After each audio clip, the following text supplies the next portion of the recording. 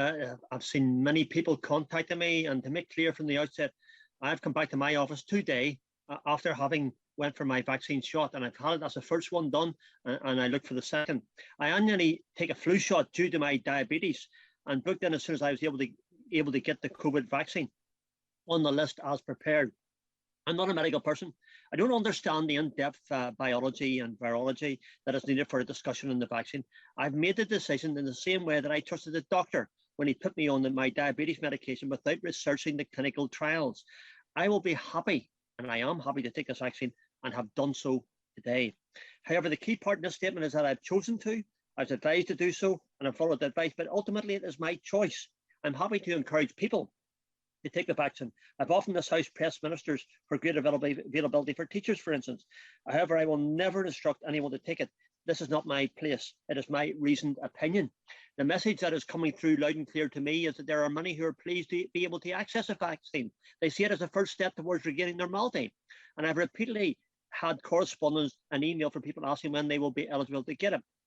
Just as a GP will not force anyone to take medication they're not happy with, even if they sincerely believe it to be to their best interest. Neither can nor should this government play a part in enforcing vaccination by introducing a vaccine passport. It is absolutely right and proper that government investigates the pros and cons, follows other nations in doing so. However, the most recent report I read made it very clear that the vaccine programme had been incredibly successful without threatening the removal of freedoms. So more than 24 million people so far have had the first vaccine dose, and about 1.5 million have had a second. And let's hope that the number of doses will rise over the next few days. People want this. And 8 in 10 people stated they would take a vaccine if one was available for them this week, and they took the survey. Up to 55% in November, shortly before the first COVID-19 vaccine was approved. And to achieve the herd immunity, it is understood that we should have around 80% take up.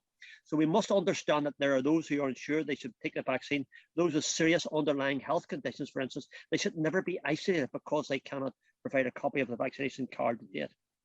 I can remember whenever I went away with the Armed Forces Parliamentary Scheme to Kenya, we had the vaccinations. It was required, and it was for our better health.